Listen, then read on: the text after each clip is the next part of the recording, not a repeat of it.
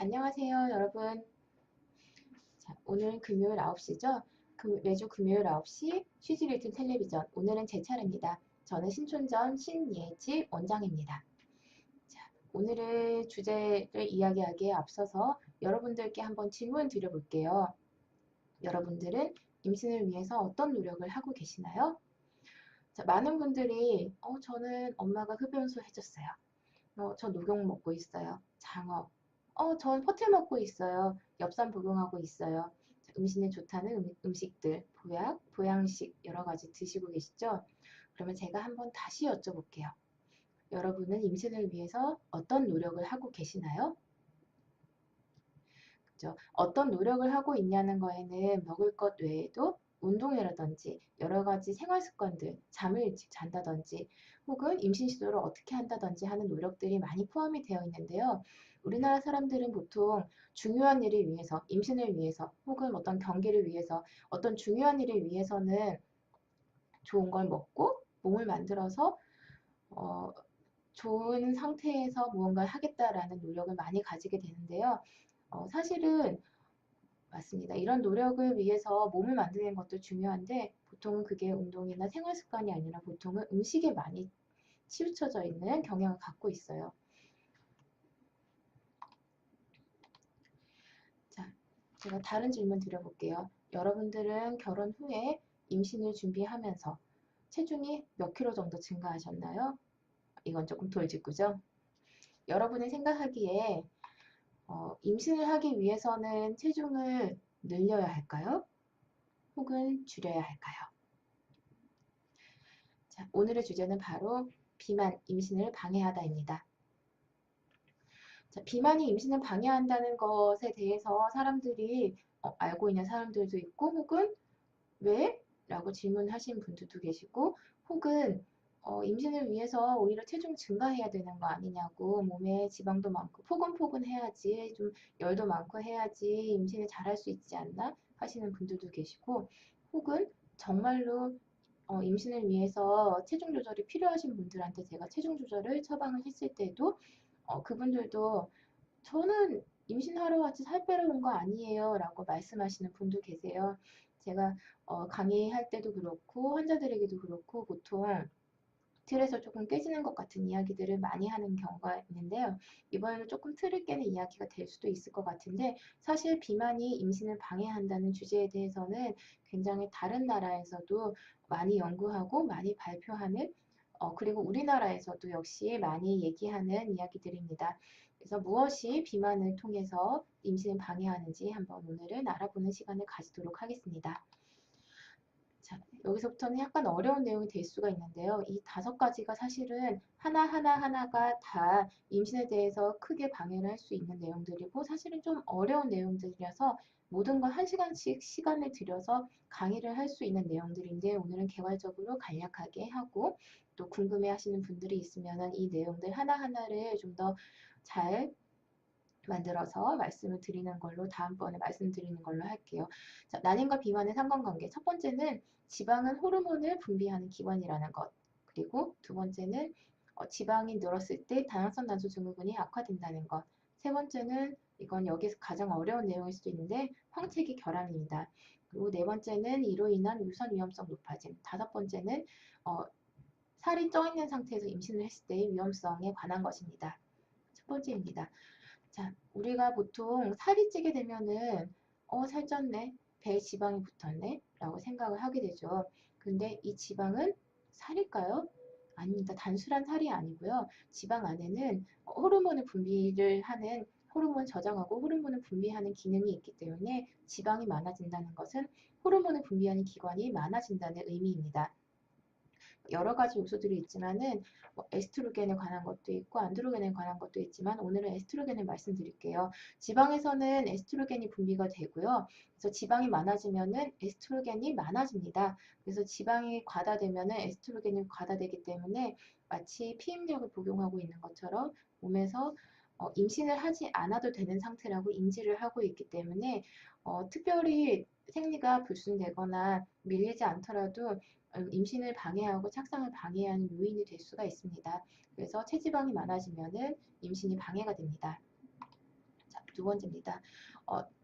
임신이 비만이 심해지면은 다낭성 난소 증후군이 심해진다는 것이 굉장히 중요한 부분인데요.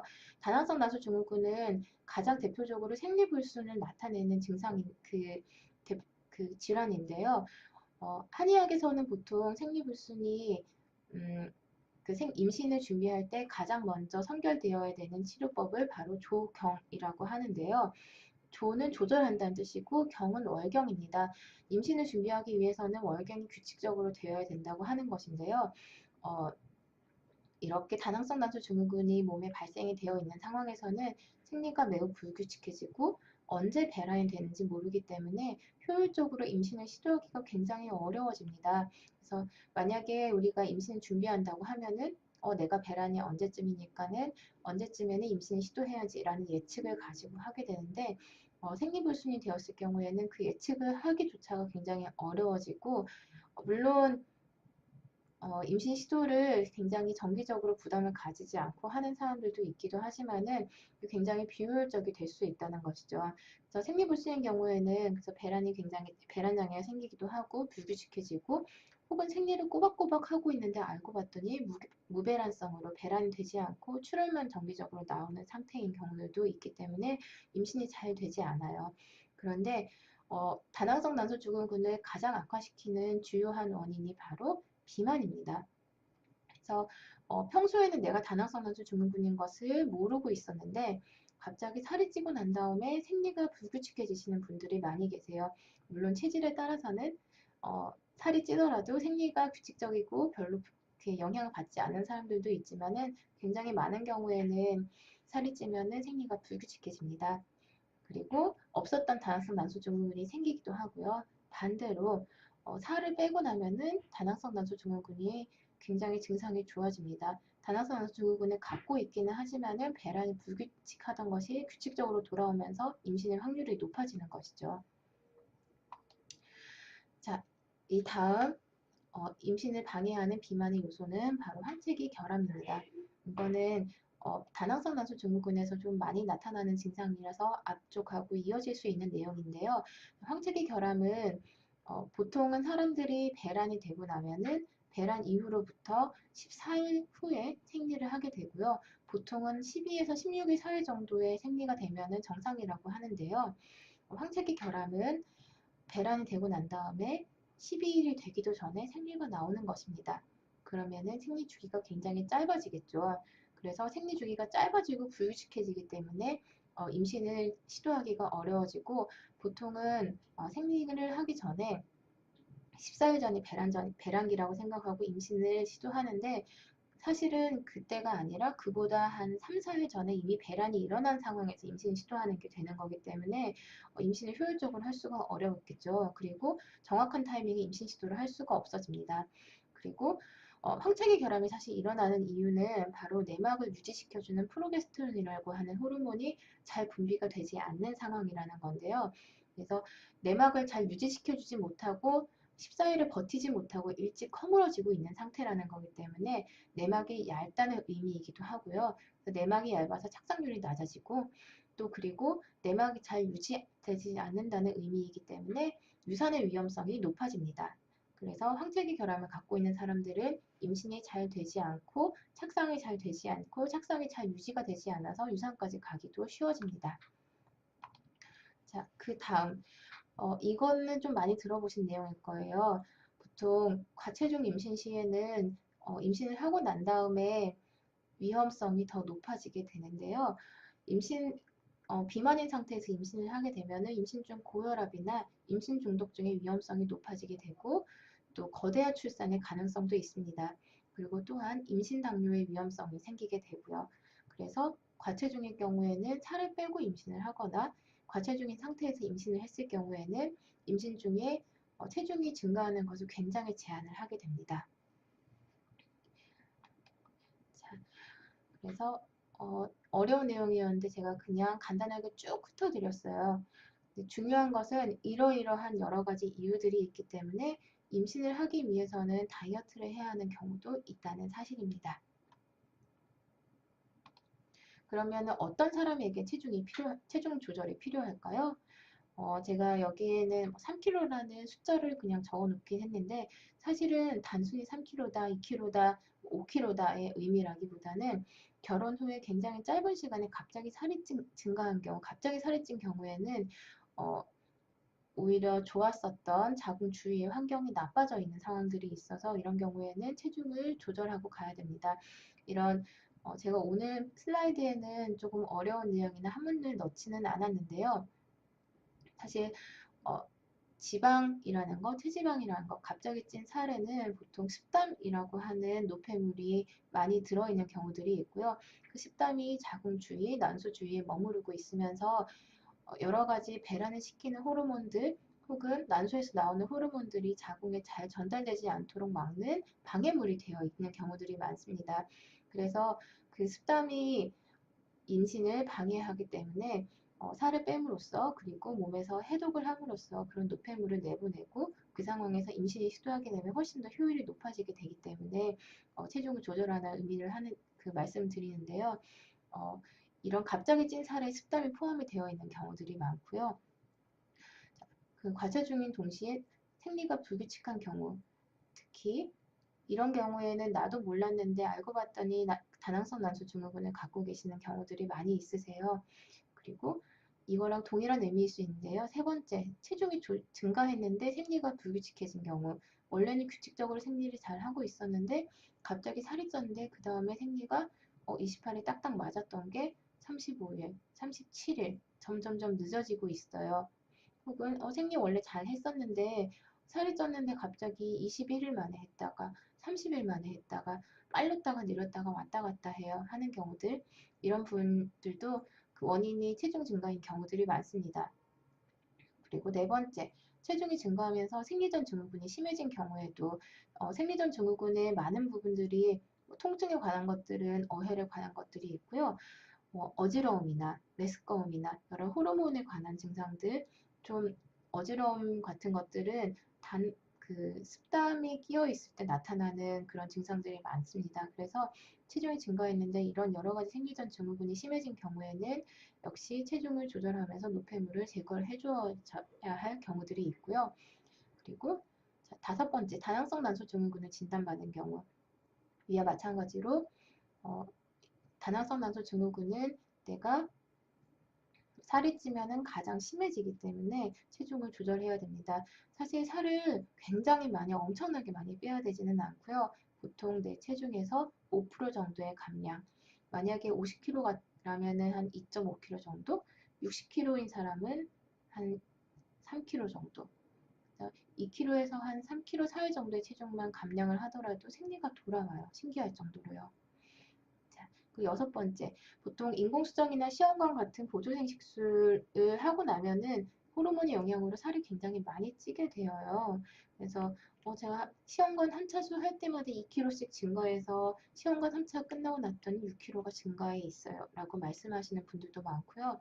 이런 호르몬들이 하나하나 잔여물들, 호르몬의 잔여 노폐물들이 난소 주위에 쌓여 있으면서 그것들이 임신을 방해하는 경우들이 있고 그 살들이 또 임신을 방해하는 경우들이 있어서 인공수정이나 시험관 후에는 늘어있는 체중들을 빼고 리셋을 한 상태에서 다시 다음 임신 시도로 넘어가야 합니다.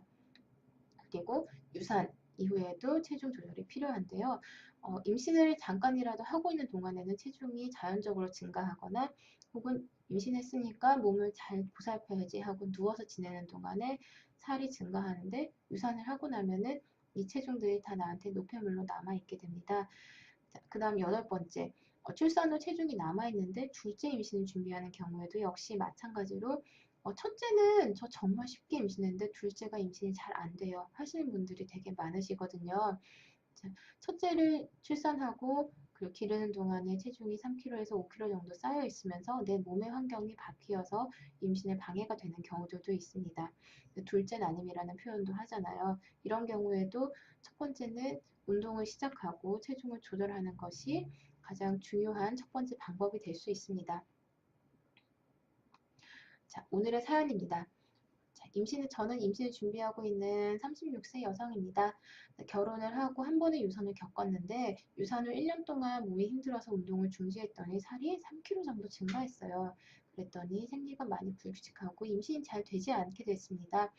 초조해져서 난임병원에 가서 클로미펜을 처방해서 먹었는데요.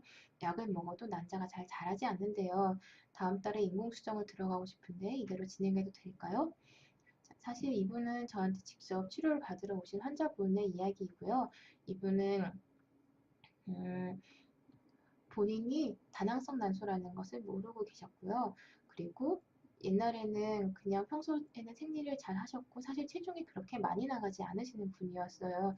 뭐 키가 작긴 했지만 50kg 정도 체중이 그렇게 오버되신 분은 아니었는데 인바디를 해봤을 때는 체지방이 대략 근육량하고 비슷한 정도 한 체지방률이 굉장히 높았었고요. 보통 한 70, 아니 60kg 정도 되는 사람들의 체지방량을 갖고 계셨었어요. 음, 그래서 다낭성 난소가 굉장히 심해져 있었고 생리불순이 심해져 있는 상황이었기 때문에 클로미펜은 배란을 유도하는 처방이에요. 근데 다낭성 난소인 경우에도 굉장히 여러 가지 스펙트럼을 갖고 있어서 어떤 사람들은 클로미펜을 복용하자마자 난자가 어마어마 많이 자라서 5개 이렇게 자라는 사람들도 있는가 하면은 호르몬제에 잘 반응을 하지 않는 사람들도 있고요. 호르몬을 아무리 써도 하나도 안 자라는 사람들도 있어요. 이분은 다낭성 난소이면서 난자가 잘 자라지 않는 케이스셨습니다. 그래서 이런 경우에는 인공수정을 들어간다고 해서 호르몬제를 많이 복용을 하고 주사를 맞는다고 해도 난자가 잘 자라지 않습니다. 차라리 몸을 만들고 그리고 체중을 어느 정도 감소시키면은 아까 말씀드린 것처럼 내 체중의 5% 정도의 체중을 감량시키고 나면은 난소의 기능이 제대로 돌아가기 시작하는데요. 그 상황에서 임신을 시도하시는 게 훨씬 낫고 사실 그렇게 생리 주기가 잘 돌아가고 있는 상황에서는 자연 임신도 충분히 가능합니다. 그렇기 때문에 이런 경우에는 체중을 먼저 감량을 하고 체지방이 어느 정도 감량이 되어서 생리 주기가 대략 30일 내외로 돌아오고 난 다음에 그 다음에 자연 임신을 하시든 아니면 그 다음에 그래도 인공수정이나 시험관에 들어가시든 그 다음에 결정을 하셔야 되는 케이스입니다. 그래서 이런 분들에게는 지금 우리가 난소에 대해서 보호하는 치료를 진행을 하기 전에 먼저 살을 빼셔야 됩니다. 라는 처방을 내리게 됩니다. 자, 오늘의 퀴즈. 자, 다음 중 비만이 임신 준비에 주는 영향이 아닌 것은 1번 다낭성 난소 증후군의 악화, 2번 황체기 결함, 3번 유산 위험 높아짐, 4번 근육량 증가. 어떤 것일까요? 제가 지난번에 퀴즈를 제가 냈는데 너무 어렵게 냈던 거예요. 그래서 정답자가 굉장히 적었습니다. 오늘은 비교적 쉽게 맞출 수 있을 거라고 예상이 되고요. 이 중에서 오늘 안 나온 내용이 정답입니다. 자, 참여 방법은 1월 25일까지 카카오톡 쉬즈한의원 자궁센터로 정답 메시지를 보내주세요. 총 5분 던킨 도넛 그린티 라떼 기프티콘을 증정해 드리도록 하겠습니다. 자, 오늘 강의는 어떠셨나요? 좀 어려운 내용일 수도 있고요. 어려운 내용을 수학 겉핥기처럼 이렇게 가볍게 소개를 해드리려고 하다 보니까 좀 내용이 지루할 수도 있었고 좀 이해가 잘 되셨을지 모르겠어요. 저는 항상 시청자의 의견을 존중합니다. 그래서 다음번에 기회가 있다면은 아까의 그런 내용들을 조금 더 심화해서 들어가도록 하고요. 만약에 이 내용들 어려우니까 그냥 결론만 말씀하세요라고 하면은 더 진행하지 않겠습니다. 자, 다음번 주제는 이미 정해져 있고요. 그러면 임신을 하기 위해서 혹은 임신을 위해 살을 빼기 위해서 혹은 내가 임신을 준비하기 위해서 어떤 식생활을 해야 하는가 여기에 대해서 자세히 설명드리고 그 다음에는 생활 습관에서 어떤 부분을 고쳐야 하는가 하는 부분에 대해서까지 설명을 드리는 3개의 시리즈를 준비하고 있습니다.